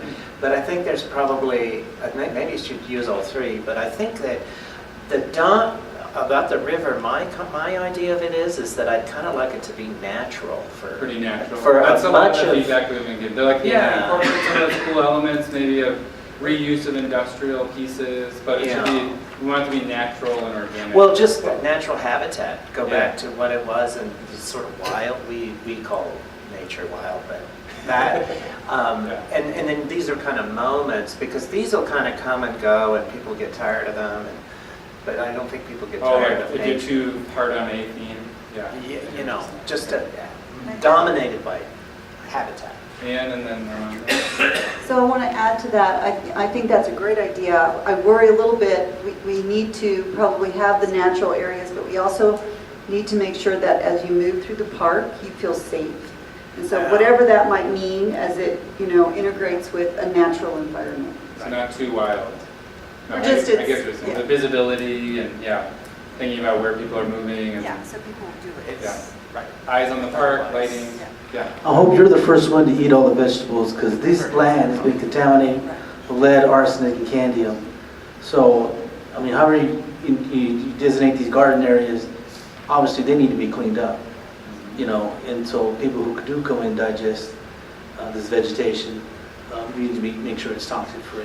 That's a great point. Yeah. I don't want to freak anybody out, but, that river is full of rats. I'm freaked out. There's a lot of rats on Do you that join? river. Is that you can? How do you know Really that? noticed. How do you know that, Dave? What? How do you know that?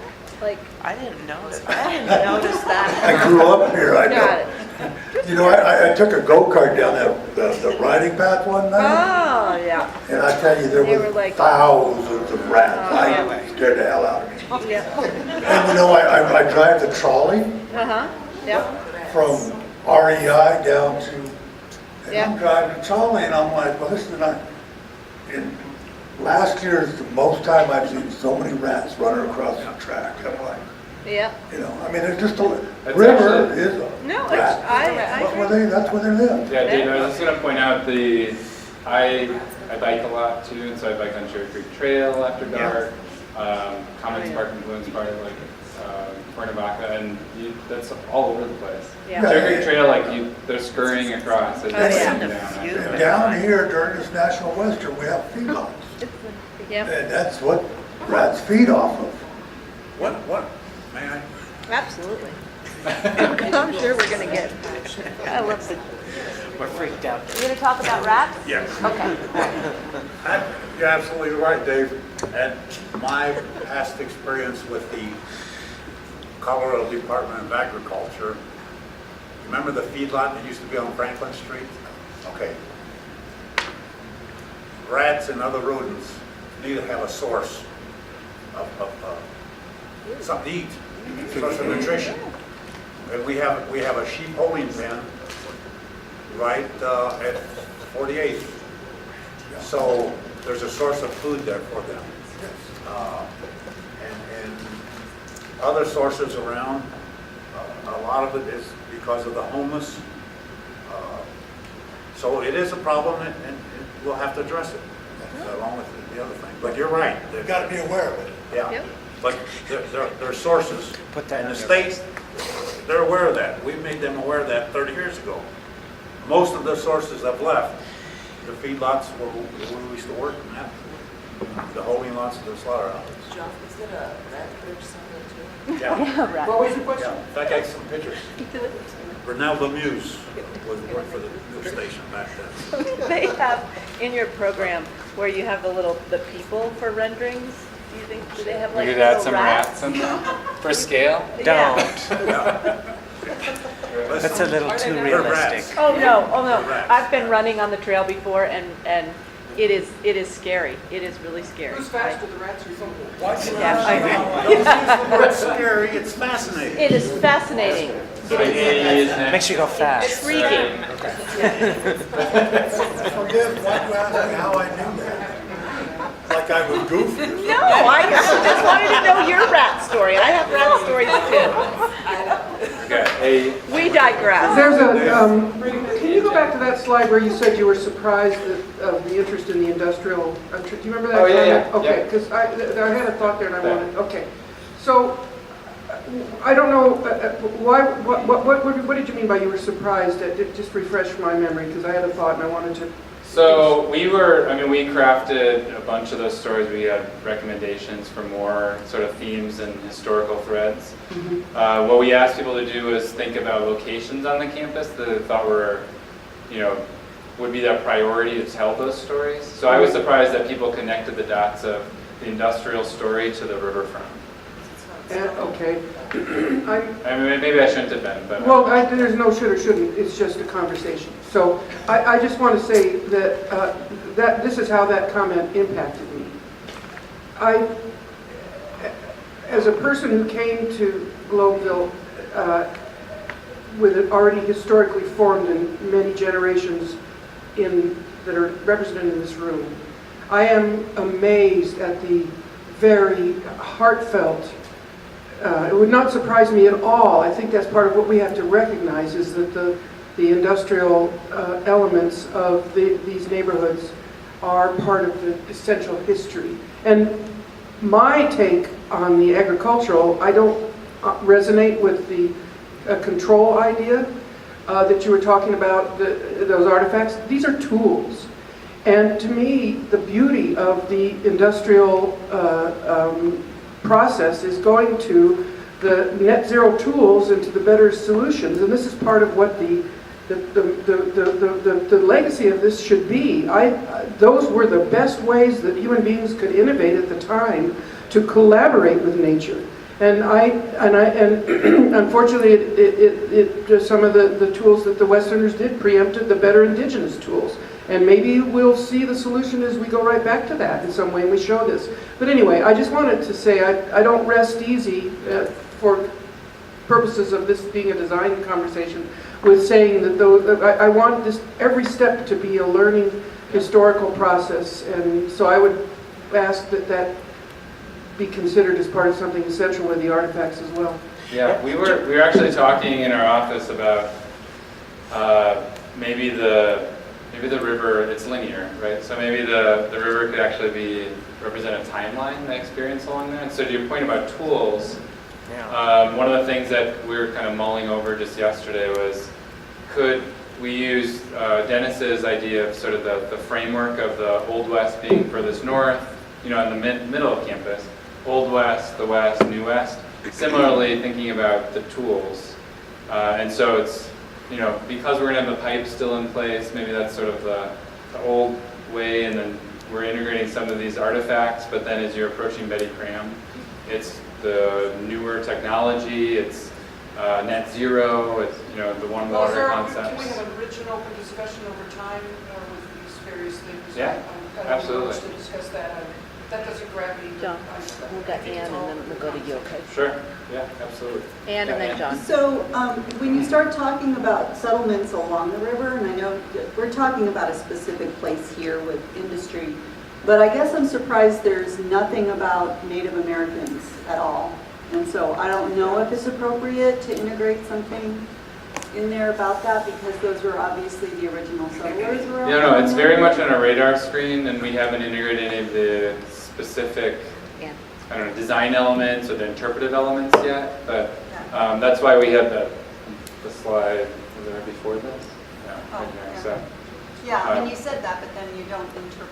Right, so it wasn't a driver of one of the bigger themes. We thought it probably had the best opportunity in the first option, which was that more natural, kind of regenerative landscape kind of theme, that this might have the most opportunity. But again, I don't think any one of these excludes weaving in these different stories. So I think it's a good point, Ann. Can we go on the river now? More? Yeah, the rest of the meeting is about the river. Okay, one of the things, you remember Julia McCluskey? Yeah. And her husband used to work at the old Swift plant. Yeah. And Mary Coomer people around Holy Rosary that time, they said to me that the river was pushed back years ago. And throughout all of Session, the river does make a turn there. Okay, and either by need or greed, things happen, especially during the war years, and that was a need.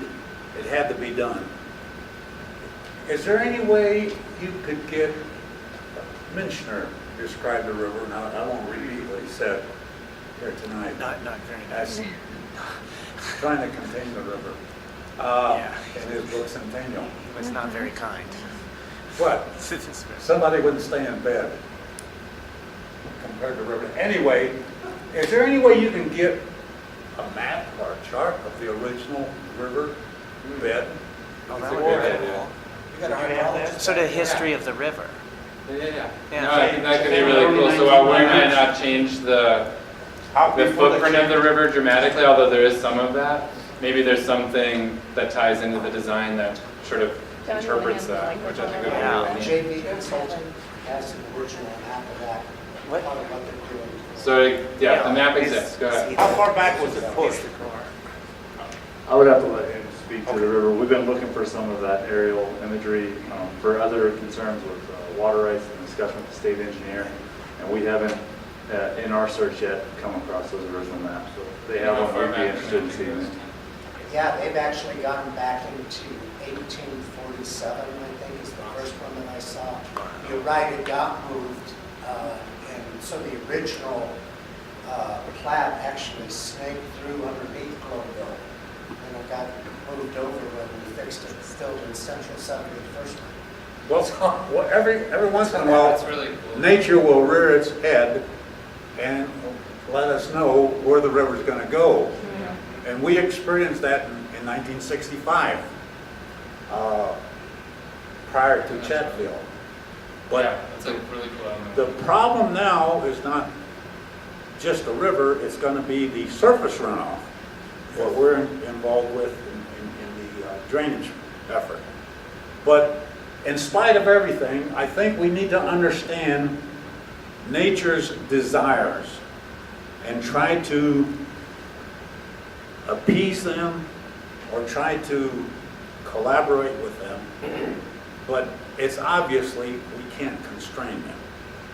The Corps is going to be involved in the west bank of the river, and I, for one, would say take as much as you think you need on the west bank. You could go all the way to Washington Street for all I care. I know that's not practical, but whatever is done, it's a one-in-a-lifetime shot. Like the Park Hill to Globeville drainage. That damn thing better work, because there's as much water is going to come down there as it did in 65, probably more because of runoff. And those are the concerns that people have had to live with all our lives in that side. But yet today, we have the best opportunity ever. And we shouldn't dwell on the negative aspects of our experiences with the river. Whether we agree or not with Central I-70, there's going to be a lot of material come out of there. And that could be utilized for a dike or dam, whatever you want to call it, not a dam, a levee. We need a better levee, a higher levee. That's what I hear people in the neighborhood saying. So a lot of earth's going to be moved. That could certainly be utilized in whatever we do. And I speak from my personal experiences. I was in Germany after the war in the 50s, and I was fortunate I was in an area in Bavaria that wasn't totally obliterated, a lot of destruction. As a kid, young GI, I didn't know a damn thing about tennis. I didn't know anything about kayaking. But ingenuity of the German people at that time on the Danube River, where I was stationed, Ulm, they made breakers out of some of the debris, the large chunks of debris. And I learned how to kayak. I didn't know what kayak was. You know? They used the debris and they made breakers in the river. I learned how to play tennis on ground up bricks and stone. They didn't have chalk, they used the colored brick and pounded it in. They recycled whatever they could, and they built new buildings out of what was salvageable. We could do the same thing here with what we have. In the 70s, when we were doing the Confluence Park area that's now Shoemaker Plaza, we were criticized by a lot of people that, you know, it ain't never going to work. And, you know, I'll outlive those criticisms. Some folks that were there originally didn't, but it happened. And they seized the moment at that time, and we got it done. We have a wonderful opportunity here today. Now, the Corps is here. That never happened ever before. And they're here to listen. And I want to talk about that bridge as well, because that's a historical thing. That's part of the Old West aspect. And when we build the bridge, nobody here for Public Works? But I don't see the gentleman there. Oh, here you go. You know, that bridge should reflect the concerns. Ann Hayes brought it up. Drew brought it up. The very name of our neighborhood, Globeville, should reflect the rich ethnic heritage that Elyria, Swansea, and Globeville have. And that could be done, incorporated in these things. Dana Crawford and I, you know, we got laughed at and criticized at Confluence Park back in the 70s because we said, well, you just can't have a walkway. You got to have little green spots here and there. And benches for lovers. Why not, you know? As long as you have some lighting here and there. And look what happened. You know, it's beautiful down there. We can make this equivalent, a counterbalance to Shoemaker Plaza. And for future generations, the vegetation that can be grown around the area can be the canary. And it should use that. Honeybees, fruit trees, vegetables, you know, they can be tested, you know.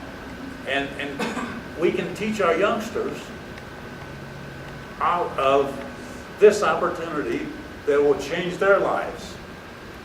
But we need to get moving on it. Thank you. Thanks, John. We're out of time, so I'm going to just try. I support the reuse of the materials that John is describing. I just want to say I would also support rigorous testing make sure that they're safe environmentally. I just want to put that out. But what I really wanted to say is interwoven with the last half hour of conversation is something I just want to bring to the table that's been part of the conversation over the years with the National Western Center, which is part of healing the land has to do with there being a demonstration on the footprint of what the original state of the land is before it was colonialized even. And this has been part of the conversations in the master planning and that kind of a thing. And I think that's related to everything that's being said about how do we do the habitat and how do we do the sort of thing that helps people feel like they're close to nature and that kind of thing. And that's an unanswered question, the deep degree to which and the scale to which we can do that. But I think that it's really important, and I think that underneath this yearning in this project, it's a lot of the conversations to heal the land of this footprint has to do with what was it before the problems that we inflicted upon it that have to be solved by a more enlightened agricultural industry going forward and a more enlightened city making going forward. How is that? How much can it be restored? How do we demonstrate it so that it's a living part of the experience and not just a museum type demonstrated memory of what the true origin, and the world is a different environmental world than it was 150 years ago, and that's a reality too, but that's science, and we can demonstrate the changing. So there's so much richness in it that I feel like if we can look at it in terms of a real organism of time, not just timelines, that's part of why I hesitate with that linear thing. But anyway, I just want to call out that there have been conversations that really do say that there is room for the indigenous habitat, along with a stronger representation of the indigenous history of humans and agriculture and that kind of a thing. We have, like, I don't know how many slides are on, like 4 slides or something, just to tee up the questionnaire. Were there any last thoughts or questions right now on the riverfront? What about the bridge? We'll be back next week, too. What about the bridge? It's going to be a showpiece. The cattle crossing. Could I ask the core a question before about the bridge? Liz, you Is that going to be a problem with expanding the West Bank? Do they know about the bridge? So we're talking about the sheep bridge? Yes. Bridge. So we're coordinating with the team here on what will happen with that cattle bridge. It has been discussed in terms of doing stuff on the West Bank. I don't believe it'll be an issue, but we're moving forward. You know, we're at the conceptual phase. It's likely that most or all of this work will be done by the time, you know, we actually start breaking ground, just the way our process lays out. So we will find, you know, work to find solutions that make sure that the goals we're trying to achieve, the natural corridor, as well as the incidental flood risk benefits, and those goals are achieved. So am I correct in assuming that the bridge stays? So the fact that the Army Corps team will come in after we're done is the way the planning and their funding horizon is. So for phases 1 and 2, we have funds to stabilize the bridge in place. That's our current plan. I think that's the fastest way to answer that we see that staying right there. Because, and Dave Jula has said that it does not hurt the conveyance of water. It's not contributing to flooding. Mostly it's an issue of making sure that the authority collects the trash and has the maintenance around it, so it's, you know, it doesn't collect garbage in the river, but our plan is to leave it in place and stabilize it. It survived the 65 as a historic asset. Can I add to that? So just one quick thing, we are bringing on a consultant who is going to do a engineering assessment of both the sheep bridge and the water tower. Because we have to, for the sheep bridge, we have to see how it needs to be stabilized. And we've got to make sure it's not going to fall down next week, all right? So they're going to do that analysis. And then they're also doing the same thing on the water tower to figure out how we move that thing. Yeah. So those are just, we hope to get those under contract in the next 2 weeks, so. Okay. So we'll be attached. Yes, you bet. Good. We'll talk about this again. Okay, good. What is the estimate of age of the sheep bridge? 80 years? That's the historian right next to you. No idea. I mean, 1929? Well, let's see. How old is John? John wasn't there when you were. So it'd be 90 years? I mean, About 90 years. it never collected debris. I mean, during 65, that's when the stayed standing. You know, and you know what, you're right, down by Confluence Park, the river was a half a mile wide. And we should take west of the river, the bank. Widen it. Anyway. That's when we had water. Oh, that's right. So Meredith, I think you're up. Back up. Okay, so just a few slides to kind of explain what we're doing, what we've been working on in the user experience, the interviews, and get some feedback from you guys today. So just to be clear, this is not a statistically valid survey. We're really focused on kind of user experience, some of the qualitative aspects of the site, and how we can start to inform the design and the programming of the site, working with the entire placemaking team. So the process that we've gone through, we worked to identify the user groups, which I'll explain in a minute. We are in the process of interviewing folks and gathering that information. We'll then do some analysis and findings, and then come out with some recommendations with the user groups. So these are the 10 categories of user groups that we have identified. You guys are on the list, probably fall into some of the other buckets as well. Some existing users of the site, some future users, many both existing and future. So what we're doing once we interview each of the groups, I think we're doing about 15 or so interviews total. Kind of capturing, analyzing the data, really looking at the wants, needs, concerns, frustrations, and desires from all those groups. Oops, I think I went the wrong way. And then we'll come out with recommendations for those user groups, identifying some kind of goals and the strategies for them, and then looking at kind of common themes that might emerge that then can obviously inform some of the design and programming. So what we have for you guys tonight, Yishen is going to pass out some of these surveys. We just have some questions. There are a couple here, what could make your biking, walking, transit experience better? So really open-ended questions. We want to get your feedback. But I ask you, as you're answering these, think about yourself as a future user. So not the way it is today, but when you think about the future of the site, answer your questions with that hat on. So we'll be gathering, we've been doing interviews. We're going to continue doing interviews over the next number of weeks.